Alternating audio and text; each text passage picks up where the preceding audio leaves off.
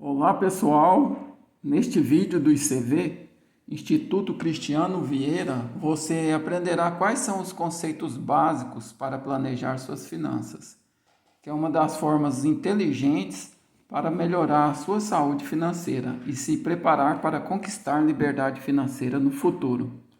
Além desse assunto, vou deixar também um link na descrição para você ter a oportunidade de aprender a estratégia da reserva diamante, que é uma estratégia para te ajudar a não ficar passando por tantas dificuldades financeiras no seu dia a dia. E também para você proteger seu patrimônio e viver uma vida com mais qualidade junto com a sua família. Agora vamos ao nosso assunto principal. Então, quais são os conceitos básicos para planejar suas finanças? Primeiramente, você precisa entender que falar de finanças é falar da sua própria vida. E isso é algo muito importante para que você planeje suas finanças. Geralmente, quando as pessoas procuram fazer o planejamento financeiro, é porque elas já estão sentindo uma grande dor, como sair de uma dívida que não estão conseguindo pagar, ou então estão querendo aprender a investir e não sabem por onde começar. Mas quando elas começam a se aprofundar nesse processo de educação e planejamento financeiro, elas percebem que planejar suas finanças vão muito além de apenas pagar dívidas e investir, porque começam a enxergar suas vidas por inteiro. E elas enxergarem dessa forma é muito importante, pois ao se planejarem, suas visões de mundo podem mudar, porque talvez elas começam a enxergar coisas que podem fazer muita diferença na vida futura delas.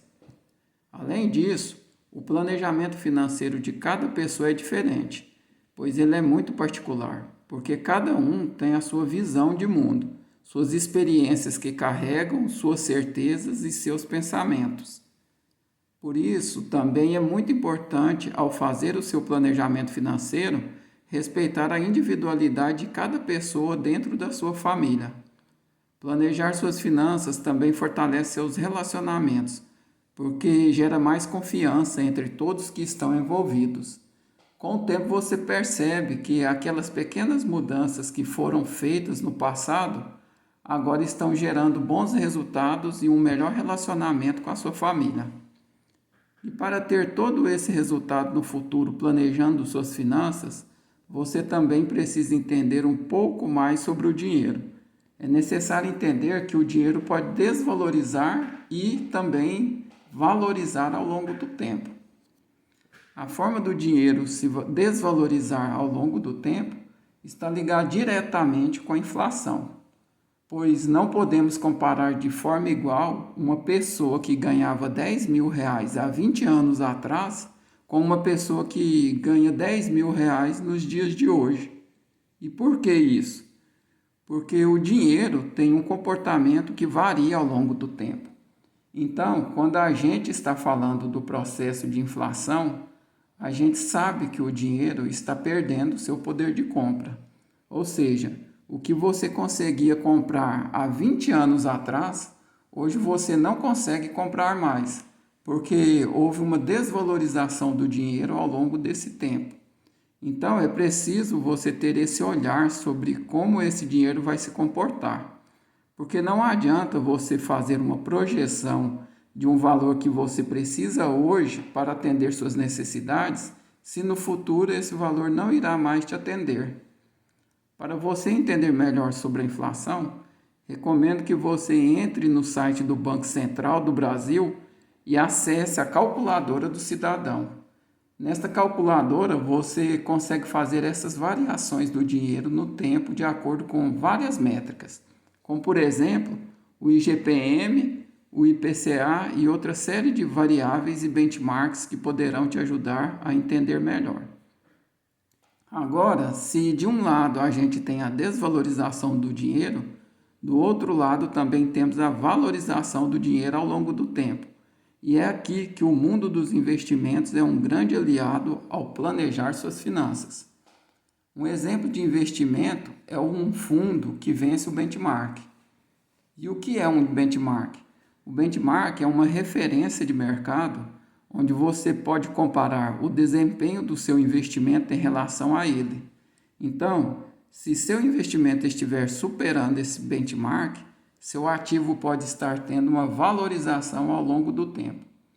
Saber alocar esses recursos de uma forma que vença a inflação e ainda que gere um retorno financeiro é algo importante para a construção do seu planejamento financeiro familiar e para que a sua família consiga prosperar financeiramente. Além disso, outro assunto que você precisa entender é a respeito do diagrama de fluxo de caixa. Na verdade, o diagrama de fluxo de caixa é uma representação visual do comportamento das entradas e saídas do dinheiro. A linha horizontal do diagrama representa o tempo, e nela você perceberá os aportes feitos.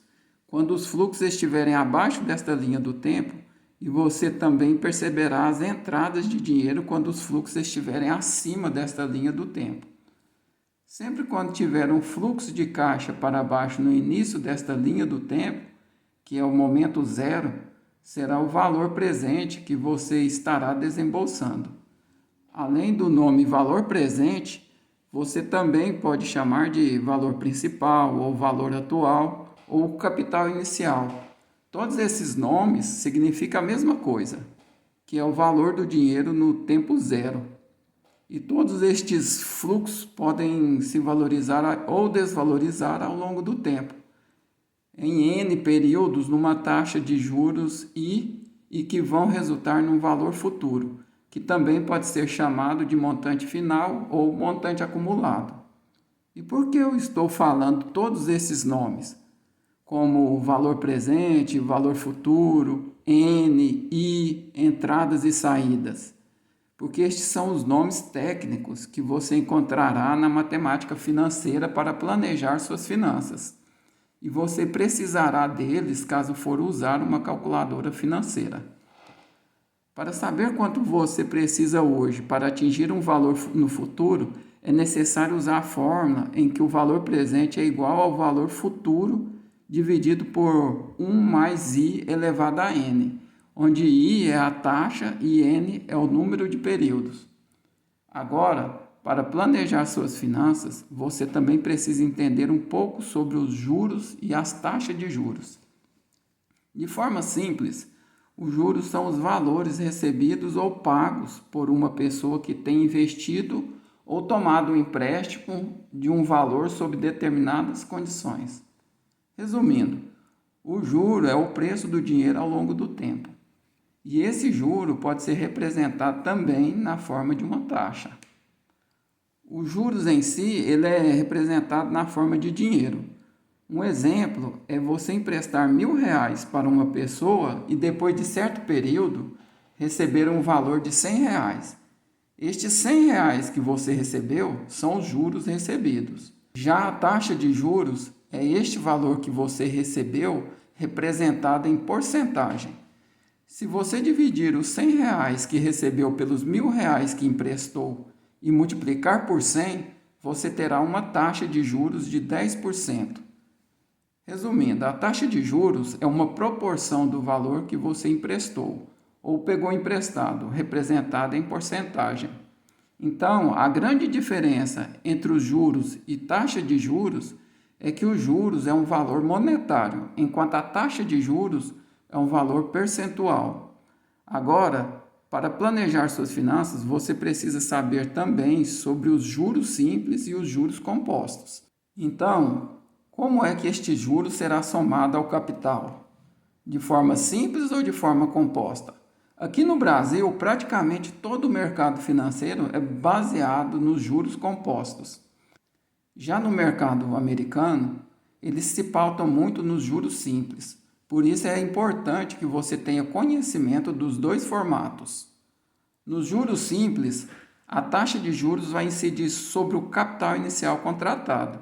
Então, se você contratar um valor de R$10.000 a uma taxa de 10% num determinado período de tempo, o valor dos juros serão sempre sobre o valor contratado durante todos os períodos e não vai mudar. Então, se você contratou um valor de R$ 10.000 a uma taxa de 10%, no primeiro período você pagará R$ 1.000 de juros. No segundo período, você pagará R$ 1.000 de juros. No terceiro período, você também pagará R$ 1.000 de juros. E assim sucessivamente. Por mais que você tenha 30 prestações a pagar, esse valor de R$ 1.000 de juros nunca mudará, porque a taxa de juros sempre incidirá sobre o capital inicial. E é por isso que muitas pessoas não entendem quando se fala para começar a investir desde cedo, mesmo que seja com pouco, porque o impacto dos juros compostos ao longo do tempo faz uma grande diferença. Muitas dessas pessoas fazem as contas apenas somando o valor que elas vão aportar ao longo do tempo e desistem de investir, porque não conseguem enxergar esse impacto dos juros compostos.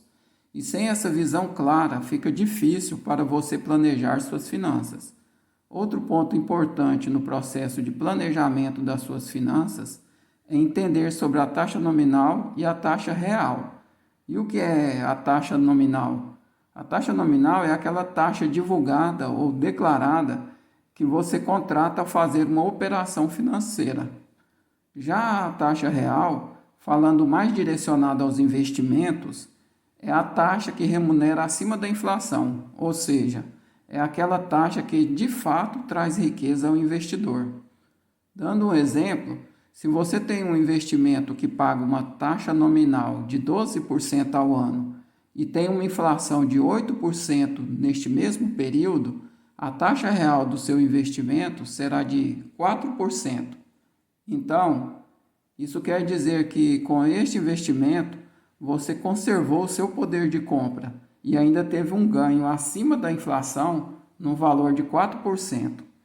Dito isso, uma observação importante que você precisa saber para planejar bem suas finanças nesta questão de taxas é conhecer o CET, que é o custo efetivo total.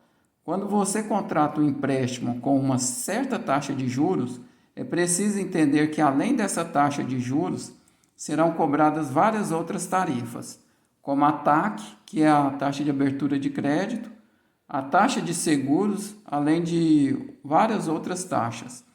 Ou seja, é preciso ficar atento, porque a taxa de juros que você for contratar, ela é apenas uma métrica, e você precisa observar também nesse tipo de situação o custo efetivo total, porque estes custos podem aumentar significativamente o valor da taxa contratada.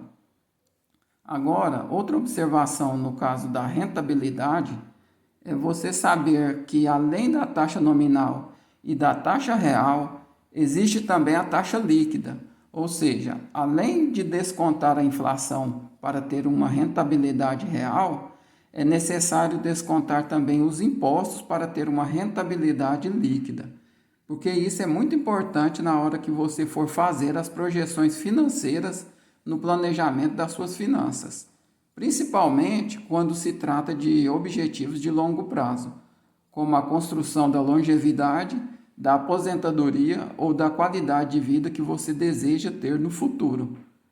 Do que adianta planejar uma aposentadoria maravilhosa se na hora que você for resgatar o valor, ele não é suficiente devido a uma parte que ficou para pagar os impostos? Então, é preciso levar isso em consideração. Além disso, ao planejar suas finanças, você ainda vai se deparar com um desafio, que é a equivalência de taxas. E o que é a equivalência de taxas? A equivalência de taxas é simplesmente transformar uma taxa que eu tenho, por exemplo, ao ano, em uma taxa ao dia, ou transformar uma taxa em dia em uma taxa ao ano. E como é feita essa transformação? Geralmente, a gente considera um ano financeiro com 252 dias úteis e 360 dias corridos. Normalmente, quando falamos de capitalização composta, a gente usa 252 dias úteis e para juros simples usamos 360 dias corridos. Isso não é uma regra, mas é o que mais acontece por aí. Agora, para transformar essa taxa de juros existe uma regra, que se chama quero e tenho. Ou seja, qual é o período da taxa que eu quero transformar e qual é o período da taxa que eu tenho. E depois calcular esta regra na fórmula 1 mais i elevado ao período que eu quero, dividido pelo período que eu tenho menos 1 e multiplicar o resultado por 100. Vou dar um exemplo. Imagina que você tem uma taxa de juros de 10% ao ano e quer saber qual é a taxa equivalente em 20 dias. Então, basta você somar 1 mais 0,10, que é o valor de 10% representado em decimal, e depois elevar a 20 dias, que é o período que eu quero, dividido por 252 dias, que é o período que eu tenho de um ano, menos 1, e depois multiplicar o resultado por 100 para ter o valor em porcentagem. O resultado final desse cálculo será a taxa equivalente de 0,76% nestes 20 dias. Com todos estes conceitos que eu te ensinei nesta aula, você já terá uma boa visão para começar a planejar suas finanças. Vou deixar um link na descrição deste vídeo, caso você esteja interessado em conhecer a estratégia da reserva diamante. Espero ter te ajudado com mais este assunto. Muito obrigado, fica com Deus e até mais.